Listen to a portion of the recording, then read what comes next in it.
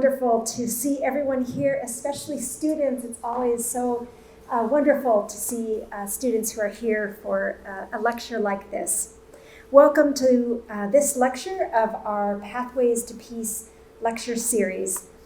My name is Zandra Wagner, and I serve as our university chaplain at the University of Laverne, and I'm delighted to be one of the collaborators for this lecture, a Bahai-inspired lecture series focused on peacemaking for our campus. We're excited about tonight's lecture by Mr. Alex Habib Riazadi. His lecture is entitled, as you see it behind me, "Is God Really Dead? Why Enlightened Philosophers and Scientists Dismissed Religion as Irrelevant to Peace." He will be formally introduced in a moment, but I want to extend a special welcome to you as our guest speaker and express gratitude to you for being part of this year's lecture series. Thank you. I also want to just take a moment to say that we have another special guest here. Our president, Dr. Risa Dixon, is also here. We're so glad she could be here for a little bit tonight. She has been in this role as our president for about 5.5 months, leading our community, and she is someone who, everyone's saying 5.5 months. What I know of President Dixon is that she is someone who cares about this interfaith engagement. I know that she is someone who really cares about peacemaking, and I know that is close to the heart of what this particular lecture series is about. The university has a long-standing connection to the value of peace, a central value of the Church of the Brethren founders of the university. There is a significant resonance between the university's foundations in peace and the Bahai community, who is the primary sponsor. Bahai communities are diligent advocates for the promise of world peace and have developed strategies, like real practical strategies, to encourage peace through values of oneness, unity, harmony, justice, and this beautiful phrase, nobility of humanity. That's very specific to the Bahai community. It's so beautiful, nobility of humanity. Something beautiful to live up to. The Bahai community especially always seeks to provide real avenues of hope, which is a gift to all of us. Thank you to the spiritual assembly of the Baha'is who have envisioned the creation of this lecture series.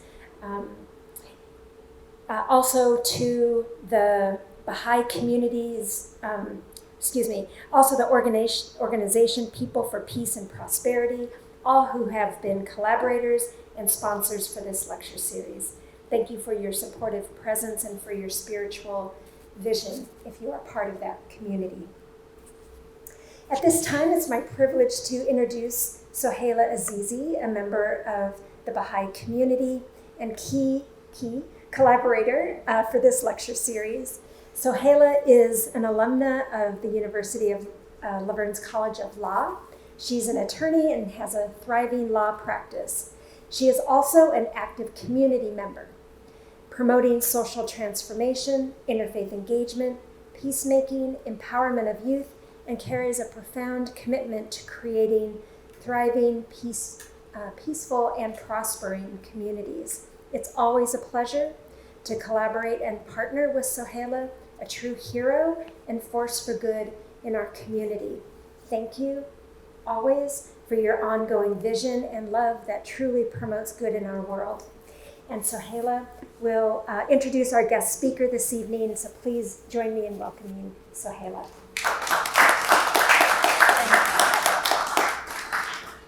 Thank you so much. What a gracious introduction. Let me bring the love and gratitude of the Bahai communities in this local areas to first the University of Laverne and their collaboration of close to 3 decades. And all of those years owing gratitude to Dr. Wagner, who I call Zandra, a soul sister, who has allowed our nonprofit organizations to be having this wonderful collaboration with a source of mentorship, with the source of knowledge shared between the members of the Baha'i communities and the communities that the Baha'i faith serves. So in form of summer of service projects, in form of the classes that we collaborate on unfolding of social action. My next expression of gratitude is to the body of participants, the body of the students. We share their knowledge as we believe, we exchange ideas, and we bring everyone to a level of holding conversations that are civil, that are loving, that are with style that befits humanity and our human nobility, as Sandra was saying. And my gratitude to the presidents of the University of Laverne, who have always supported all of our activities, and they've shared the vision of that peace that we all hope for our humanity. My last, but not least, gratitude and affection is to our wonderful presenter today, Dr. Alex Habib Riyazati, who is one of the most enlightened, most clear-minded, and sincere-hearted scholars of the contemporary times. And you will hopefully agree with me at the end of this conversation and this lecture. I've had the honor of being a student, a kindergarten student, following his path of learning and learning how to unlearn some of the learnings that have been problematic living in a world like this. So I know that some of you may have read about Dr. Riyazati, but I just want to say a few words. You'll find this very interesting, he is a scientist and a strategist for the last 38 years at Boeing Defense Integrated Systems. Then he's also been a psychotherapist with his PhD in clinical psychology. It's a little bit of a connection, but kind of a very unusual connection for the past 17 years. He has his own private practice called Integrative Counseling, or Integrative Counseling. So he is the founder of Human in the Making Foundation. I encourage all of you to look up the website humaninthemaking.org, which he has a topic, he has a presentation and a lecture under that title. And I really hope that we would invite Dr. Riyazati back to give that talk, because it's another thought-provoking idea of how our humanity is constantly renewing itself and finding new ways of finding that nobility within. So his nonprofit's mission is to motivate and empower individuals to realize and actualize their hidden noble potentialities. And he does enrich families through that. He enriches the communities, enables them to develop social interest and be offering their unconditional services. And that's very important. The services that are offered are unconditional, without expectations, just to make sure that they engage the human body into abolishing human rights violations and finding pathways to peace by eliminating abuses of that human rights. So he has authored in his leisure time, I am sure he has nothing else to do, he will write books. So he's authored 3 books and 3 volumes of work on fundamental verities and progressive revelation. And you'll understand what he means by that. It's just as we have different revelations through different faiths and traditions, humanity renews itself. And he's also, again, another leisure time activity, a director of a television program called Danesh Binesh Azadi in Farsi.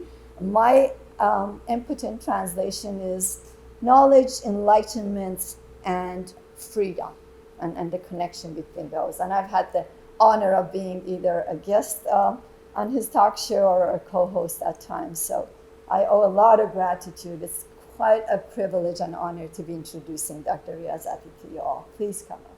Thank you.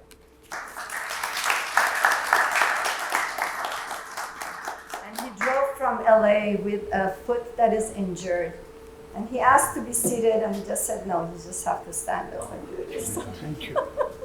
Thank you. Good evening. Evening. It is the honor, privilege to be here. The topic is God really dead. So the first and the foremost, before we know whether he is alive, he is dead, he is dying, is to ask what does the word God really means. Does these three-letter words has a constant meaning throughout the ages, or the word God has evolved as humankind has evolved? That is to say that if you believe in evolution, whether it is Darwinians or otherwise, evolution simply means evolve, transform from one stage to another higher stage of an infinite stages. That is to say that evolution never ends. Now, there is another aspect. Humankind. Humankind, as you know, as a psychotherapist, is not only a body, is a mind, is a soul, is a feelings, thoughts. Therefore, evolution of humanity means evolution of better understanding of body, mind, and spirit. Now, when you look at this dialectical phenomena of change to be the fundamental verity of existence, change.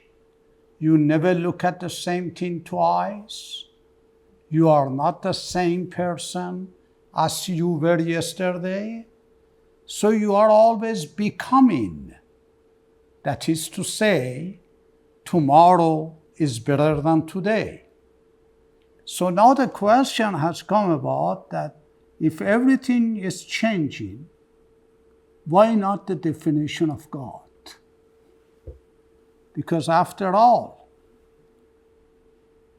God doesn't have any meaning unless humankind provides meaning for it. Makes sense or not? That is to say, God, G-O-D, simply the roots varies, but what one meaning that everybody has agreed upon so far is that it is the source of all goods. So what is good? The good is that which is universal. What is good? The good is that which guarantees unity, peace, and justice throughout the universe. So with that paradigm, we examine our definition of God. Because I have only 40 minutes, and they told me this is America, when they say 40 minutes, means 40 minutes. It's not like Persian version that you just continue on. So I have to be faithful to the covenant.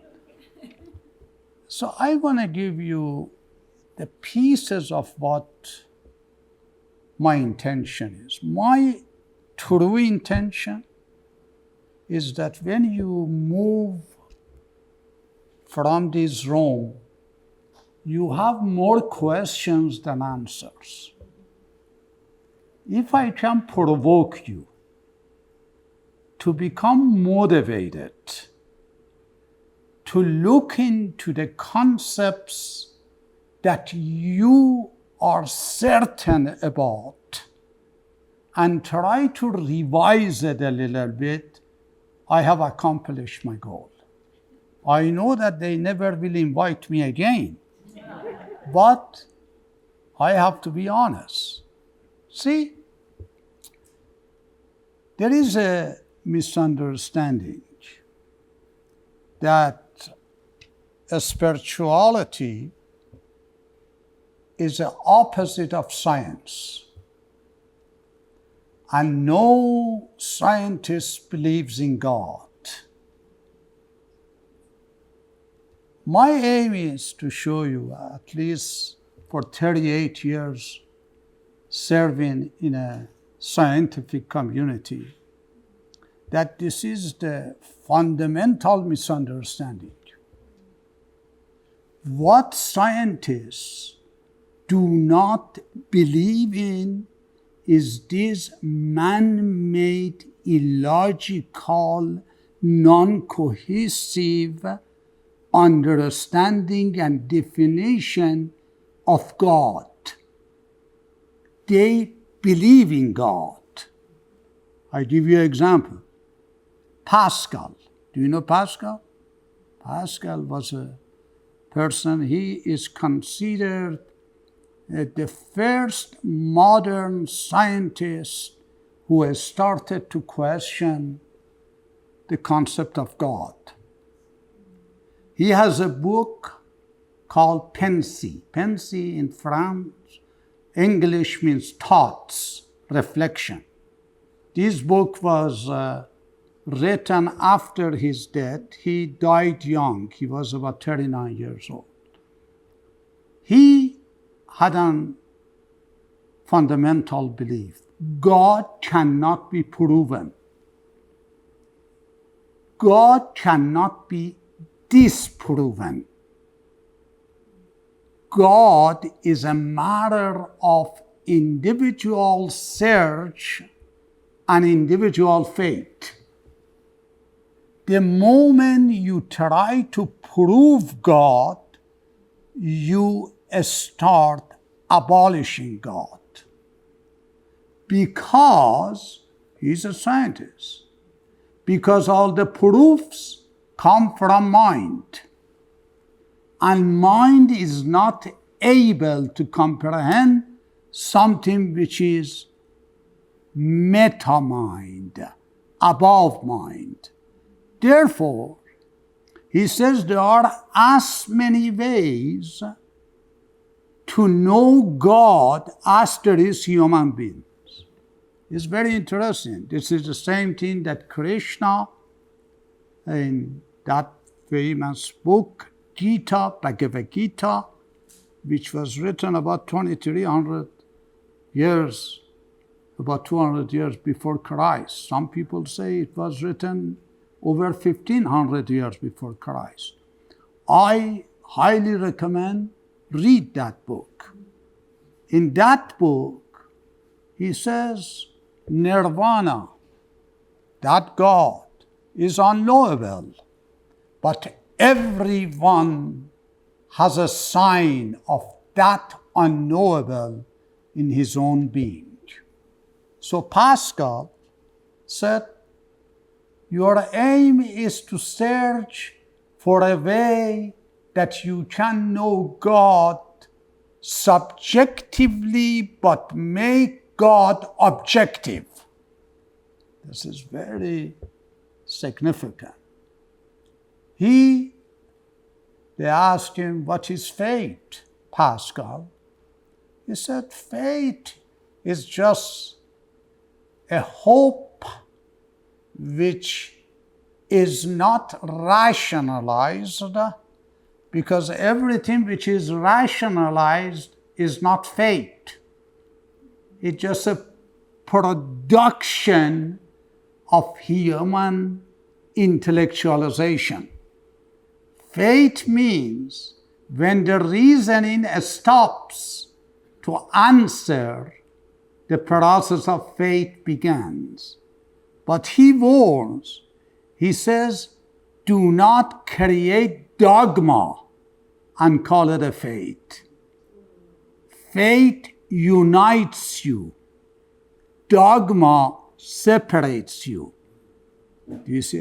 He was genuine and truly genuine. He died, but then somebody else picked it up. Descartes, philosopher, René Descartes. I don't know whether you know these guys. These are good guys. He is famous as saying, I think, therefore I am. And then he wrote a book called The Methods, Meditation, Discourse. I have listed it on my references if you later on just review the references. He says, I can doubt that there is a God. And because I doubt, there should be a God. You see, it is very fascinating. And then Newton, do you know him? He is giant. He's the one that he says, don't go and jump, because then you will be dead, right? Newton has a significant interest in unraveling the concept of God. He says God is not the one which is in the skies. God is the universal laws that exist in the universe. The more you know the universal laws, the more you realize how deep is this universe. And he says, those people who have understood the universal laws, they see harmony. They see unity. And he says that point of harmony between all the elements of the universe, he says, I call it God. So he's the first one. Right? He's genius. He's a physicist, but his work on the concept of God has been enormous. Do you believe in these gods that the people have? He says, of course I believe that that is their own creation. But do not call it the God, the creator. And then, see, I'm going to fast track. There is another guy called Albert Einstein, right? Do you believe in God? He says, which God? The God of Judaism? The God of Christianity? The God of Mohammedism? He wasn't but to unravel adequately the other religions. He says, no, I don't believe in them. He says, why? He says, because they are like you and I. They're gods. It gets angry. It has a heaven. It has a hell. He says, okay, you are the good guys, you go to heaven. You are the bad guys, you go to hell. He says, I do not like this God. He says, this God is very much like me. Has feeling, gets angry, gets happy. He says, but these are the quality of human. So they ask him, don't you believe in God? He says, how I cannot believe in God? He says, I believe in a cosmic force, universal force. He says, how do you know? How do you feel that? He says, through cosmic love. He says, do you believe in religion? He says, of course I do. Cosmic religion. How do I gain cosmic religion? By creating in yourself religiosity, What do you mean by religiosity? It means religious feeling. What does it mean by religious feelings? He says, when you can see unity, harmony in every created being in the universe. So far, Pascal, Newton, Einstein, they did not believe in God, but they believed in God. Do you see that? So when they say scientists, philosophers do not believe in God, they mean the God of idle fancy and vain imagining. I give you another one, philosopher. There is a philosopher around 1850. He says in a book called Essence of Religion, Feuerbach, Ludwig Feuerbach. He has a book called Essence of Christianity and Essence of Religion. He starts with, God made man in his image. He says, you really believe that? He says, no, maybe you didn't mean that. Man made God in his own image. He says, and this is the God that we do not like. Do you see that? He says, God, if he's unknowable, but personal. Personal means everybody can connect to. Unknowable means nobody can truly fathom it, understand it. There is another person who helps. Is Immanuel Kant. Have you heard of him? K-A-N-T. If you do not know about him, you have to ask yourself, how can we even speak about God? He is very famous because they consider him the most prominent thinker after Plato. Bertrand Russell believes that some people may disagree with that evaluation, but not to know Kant is a foolish act. Why? Because Kant had one important mission. He says, I have come to get rid of dogma, to open Rome for faith. Please pay attention. What do you mean? He says, I was also, like many of you, sleepy, a slumber. And then I read one book, it awakened me. Whose book was it? David Hume. Have you heard of David Hume? David Hume, H-U-M-E. He said, hey, Mr. Alex, you never ever can talk about anything but the idea that your mind gets from your senses about anything.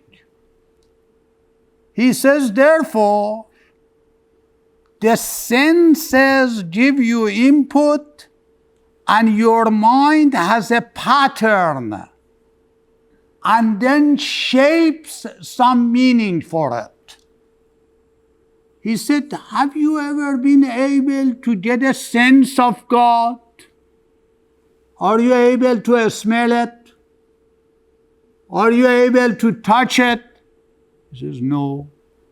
He says, therefore, do not say that God is something metaphysical, because everything that you say about God is physical senses, which is shaped by mental principles. What are the mental principles? Please pay attention. He's the first one to really start making Christian, Muslim, Jews, everybody unhappy. He says, hey, do you believe God is the creator? They say, yeah. He says, creator? He says, what does creator mean? He says, it means that everything has a cause. And the world, the universe has a cause. He said, oh, really? You really believe that? He says, yes. He says, okay, so let's see. Everything has a cause. The world has a cause. We call that cause Mr. God. He said, why did you stop? If everything has a cause, then why God doesn't have a cause? Therefore, your assumption is wrong. Not everything has a cause. Why? He says, no. As Kant later on came, he says it is one of the principles of the mind to connect things together. And it gives a perception that one thing is the cause of another thing, while there is no logical essential relationship to show that actually this is the cause of that thing. In order to give an example, Bertrand Russell gives an example. He says, suddenly the lights turn off. This gentleman is an electrical engineer. He says, let me to go and check the boxes. Right? He says, hold on a second. What did you say? Check the boxes. He says, what is the relationship between light going off and that box? That doesn't show you. The light just goes off. He says, but your mind is programmed in such a way that everything that happens, you look for a cause. So therefore, he says, causality is a function of mind. So you don't believe in God? Of course I do. How I cannot believe in God? But not that God of idle fancy that you have created. What is the law? What is the God? He says it's a natural law. He has a book called Dialogue Concerning Natural Religion. He says, believe in a natural religion. Don't believe in a dogma or an ideology. Because dogma or ideology takes away naturality. Think about this thing. What is a natural law? Is a natural law is the law that is intrinsic in every created being. The more you unravel it, the more you feel it is unknown. This is beautiful. Now, there is another guy. You have to read him. He's a nice guy. Spinoza. They asked Einstein, don't you believe in God? He says, I believe in the God of Spinoza. Who is the God of Spinoza? Spinoza was a Jewish. He was a Jewish person, but he had to be thrown out, excommunicated. Why? Because he didn't believe in this man-made God. So they told him, you have to go home and you have no right to associate with anybody, right? And he said, hey, that's so good. So he went home, he sat down, he wrote a book, that book changed the world. He was the center of morality, ethics, because they asked him, what is your religion? He says, natural law. The more you become aware of the laws that govern your mind, your spirit, your body, you create unity within your own self. Then you become moral, ethical. He is the first one to show the connection between knowledge, true knowledge, irfan, insight, and the law. He says the law is not do's and don'ts. If you become moral, ethical, universal, by default, you don't do that which is harmful. He says, that is my religion. Now, I have 5 minutes, 10 minutes. Tell me something. 10 minutes. See? So Einstein, scientist. Spinoza, philosopher. Kant, philosopher. Let's see psychologists, what do they say? Do you know psychology was shaped by 3 men? Freud, Adler, and Jung. Rest of them were following this path. These 3 men are like Socrates, Plato, and Aristotle. Everything that came after it was either the side note or the following description. They asked Freud, he was a Jewish. He was a very, very devoted Jew. He wrote a book, Future of an Illusion. He said, does illusion has a future? No, illusion. This is why they call it illusion. He says those people who try to look for God in the skies, the God that shapes their destiny, the God that creates peace for them, justice for them, he says they are illusional. Delusional. Why?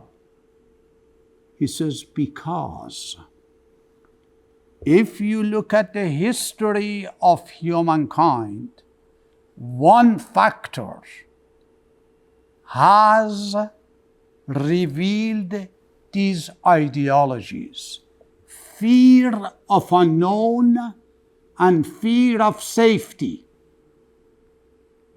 In the beginning, they were fearing because they didn't know how to deal with the nature. Eventually, they shaped an idea of I am weak, but there is a father figure who takes care of me. And then this father figure became Mr. God. Freud, so what should we do? He says, it is wrong to go against those people who believe in these dogmas. Don't try to abolish them.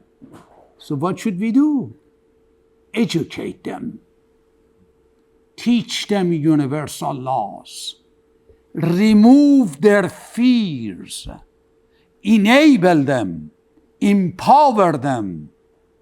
And then fill their heart with love of the universal laws. Do you see all of these people repeat universal laws, universal laws? So Freud, you don't believe in God? He says, never ask that. Ask, what is your God versus my God? The God has to be the one who does not divide you, does not create a creed, does not say you are the chosen one. and these people are inferior. The ones that do not have a discrimination between man and woman, and goes on. And then they ask him, so how do we increase love? He says, discover your own reality. This is why Freud believed religion is just the result of those unconscious fears that humankind has. And those fears necessitates the illusion that somebody else is going to help me. There was another one called Jung. He said, no, I believe there is a reality called God. But that reality is only obtained by undiscovering your true self. This is why he has a book, Undiscovered Self. If you discover your true self, you realize you are not isolated from other beings.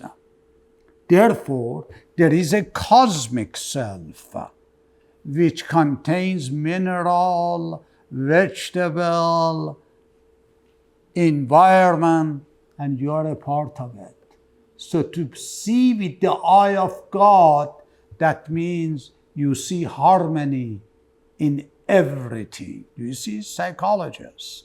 Now, conclusion. Why we are in this mess? I say this, but please do not persecute me, at least today. Most of the problem is because of religious followers. Why? Immanuel Kant says. He says because they believe in authority outside of their own self.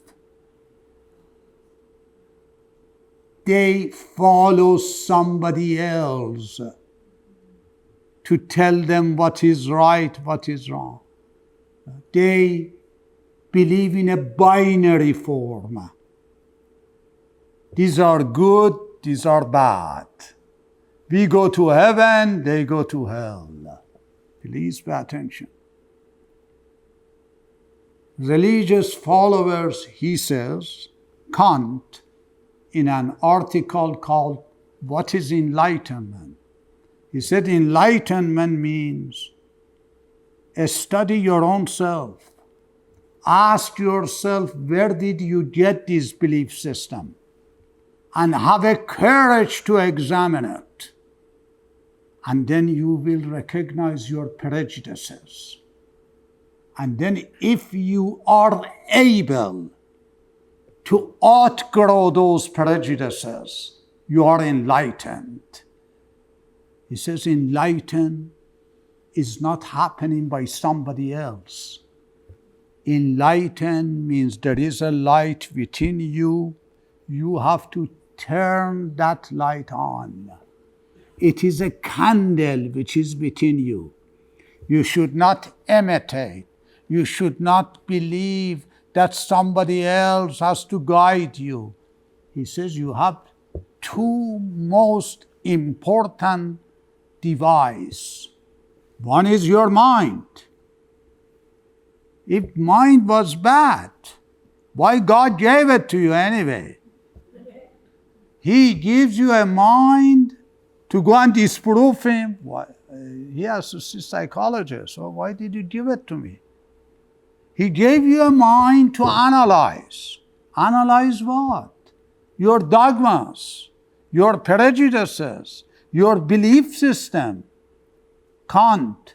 And then have a courage to get rid of those ideologies, belief systems that are not beneficial for humankind as a whole.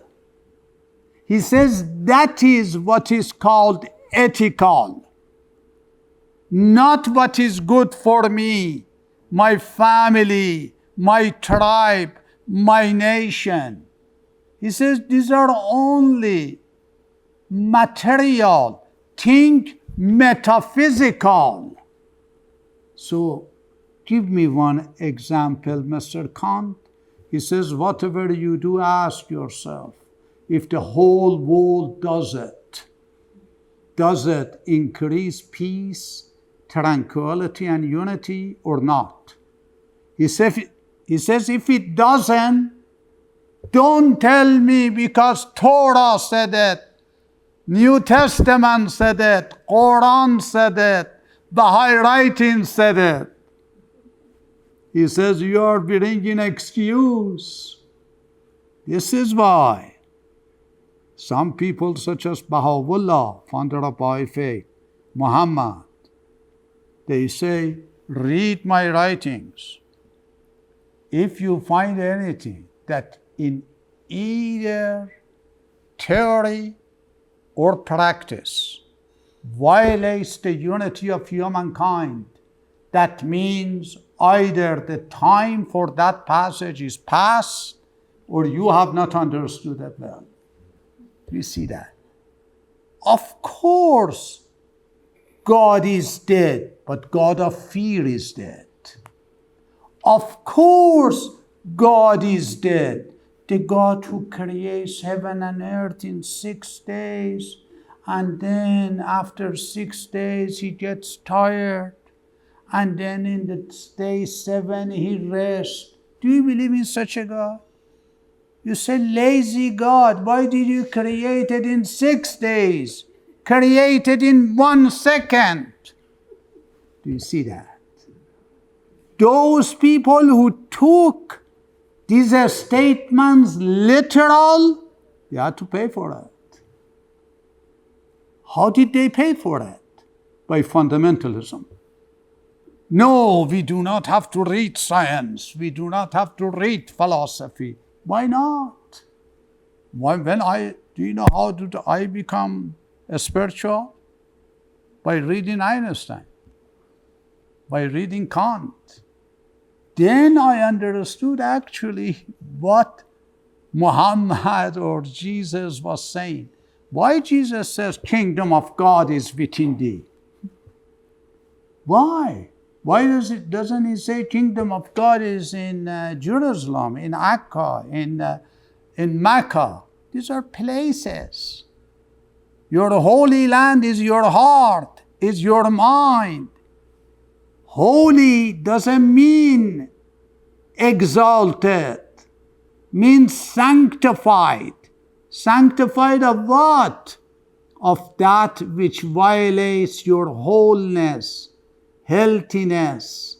This is why holy, wholess, healthy, whole. Now you compare it with how the religion sees it. If you are not a part of us, you are against us. So one reason that religion has lost, man-made religion has lost its power, is because the people have not understood symbolic passages, parables with that actual meaning. Because humanity is after meaning.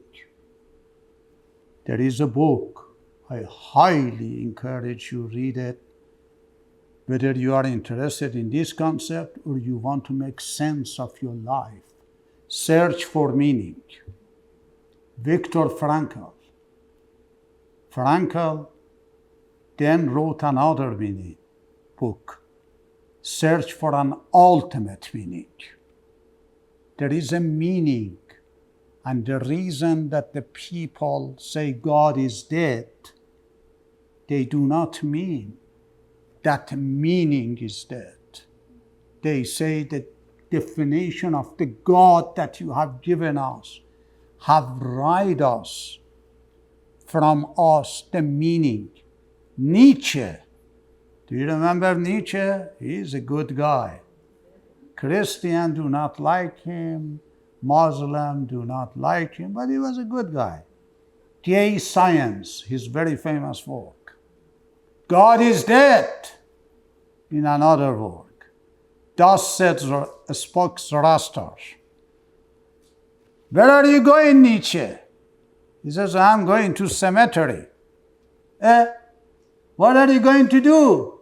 He says, I'm going to bury the God. What do you mean?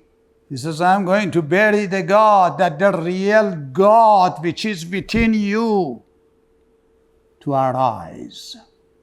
He says, this God that made you weak, the God that made you a slave, the God that made you dependent, that God has taken away the meaning. Go after a God that gives you motivation, gives you drive, gives you meaning. And then he says, but hold on, God doesn't give you meaning, you create your own meaning. God only gives you the principles that the more you know, the more you create a true meaning for yourself. I ended with this. Read your own book. If you are a Jewish, if you are a Christian, if you are a Bahai, remember, these religions appeared in a context of history and a culture. Ask yourself, should we hold to the definition that belongs to 2,000 years ago now? Should we use the same definition that we have today, 100 years from now? The answer is no. So then you start examining it. These teachings that they have wasn't cultural. Let's see. Adam and Eve. Do you believe in Adam and Eve? Well, the universe was created 6,000 years ago, right? You have to dream on, because in our scientific library, they say between 18 to 20 billion years old. So who is lying? Nobody is lying. When you read the Genesis, that is just a creation myth for the Israelis. If you went to Arabs, they had their own creation myth. If you went to the Persian, they had their own creation myth. They did not realize these are myths, not a facts. Second thing, God, religion should be a means, not the end. The moment that religion became the end, you lost meaning. Another thing, and the last thing,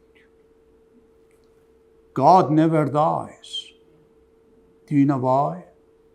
Because human innovation never dies. Why? What should we do? Teach your children from the beginning until at least 5 years of age how to think. Don't teach them what to think. Do not indoctrinate them. Just teach them ethical, universal morality, such as being honest, being truthful, being generous. Let them, through evolution of their human mind, to discover their own fate. Critical thinking is missing in religion. Not questioning has been the problem. While the more question you ask, in fact, you get closer to the reality. Now, if I have to leave you with something, I have to leave you with the fact that science, religion, and philosophy never intrinsically, based on my observation and some of these references, never they were in conflict. In fact, Albert Einstein, he says, science without religion is a limb. Religion without science is blind. You are talking about a person who is one of the most noble scientists, human being that ever existed. So as you can see, go beyond your belief system. I should respect this foundation: peace, justice, unity. Plato in Republic, he said these are only verbiage, theory, ideals, or do you want it to happen in reality? Yes, but he says it never happens unless you see peace within your own self. See unity within your own self. He says, therefore, when you get educated in Republic, go after an education that teaches you physical improvement, mental improvement, and spiritual, ethical improvement. You imagine, you are talking about 300 years before Christ. Last but not the least, the time for leaders in the churches is gone. I'm sorry to say that. Look at the Christianity, which was the religion of love. Just look at the crusade. Look at how many people died. Look at what led to Renaissance. How many people were burned to death by the church? How many scientists, Galileo, do you remember? They brought him to the court. He says, you have to say that the earth is the center. But this guy saw it in telescope. They said, your problem is that why you even looked at telescope. When Jesus says, Moses says, you have to accept it. So, if you want to create peace, think globally, act locally. You have a mind, you have a heart. By God, only stays in one place, and that is your own heart, your own mind. Heaven and hell is not a place, is a condition. When I am peaceful, I am in heaven. But I never can be peaceful if I do not think globally. The peace is not for me, it's for the universe. And if I do all of these things, then the culmination of all these is called God, which is always alive, but all the old dogmas die day by day.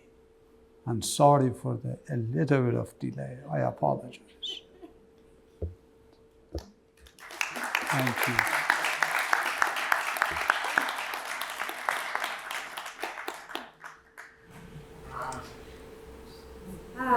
Thank you.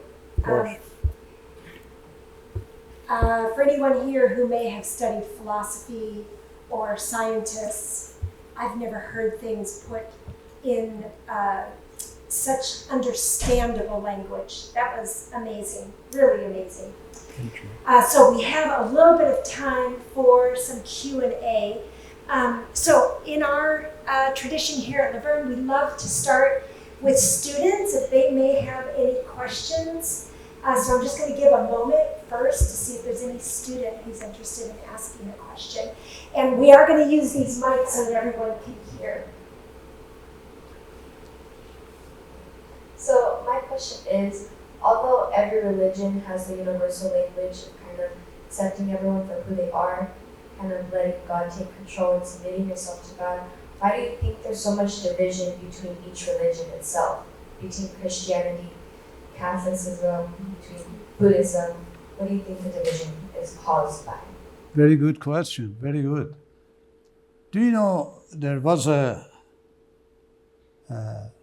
scientist that you know, Charles Darwin. Darwin showed us everything evolves. And everything means religion also. Because human being evolves, the world evolves, religion has to evolve. Therefore, we have a term for religion we call revelation. Because of this fact that they say Moses, Jesus, Muhammad, Baha'u'llah, they revealed something from a metaphysical source. These also have to change based on the necessity of the time that we live. The differences come between all these religions. It has to do with the social teachings. Now, when we are 15 years of age, but you are still using the cookbook of human life, which is only guarantees until 5 years of age, don't you think you have created a dichotomy? While in reality, Moses and Jesus and Muhammad are the same reality. This is why Jesus says, if you would have known Moses, you would have known me. Why? He says, because we are speaking of the same truth. When you read Quran, he says, you never can believe in me unless you believe in Moses and you believe in Jesus. He says, Muhammad, he says, my Quran is based on the validation of Old and New Testament. But because humankind changes, a new set of laws have come. The same thing is for the Bahai faith. There is one book that I have listed, Human in the Making. Means human is always in the making. You are not the same person of yesterday. You evolve for future. How can religion not evolve? So when it doesn't evolve and you become fundamentalist, in order to survive, you have to negate the other ones. This is why branches took place in religion. Why a religion such as Christianity and Islam and Judaism has to have thousands upon thousands branches? There is only one book. Because they realize the energy is not universal, is not timely. This is why they say always be concerned with the requirement of the age in which you live in. So as you can see, religion are united for the people who believe in evolution or progressive revelation. Make sense? Okay. Thank you. Another question. We probably have time for one, maybe two questions. Thank you, Dr. Yazidi. I'm one of those religious followers that you mentioned.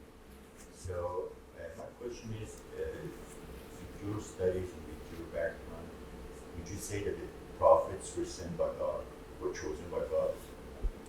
See, the word chosen, the word sent, these are all human terms, aren't they? See, I'm a scientist. I'm a psychologist. When you say sent, means somebody sent. But God is not somebody. God doesn't send, doesn't mail. This is why there is a book by Maslow, Abraham Maslow, Religion, Value, and Peak Experience. Are Muhammad, Moses, Jesus, Baha'u'llah are intrinsically at the time of birth, they are equipped with certain insight to share with humanity. See, that changes everything.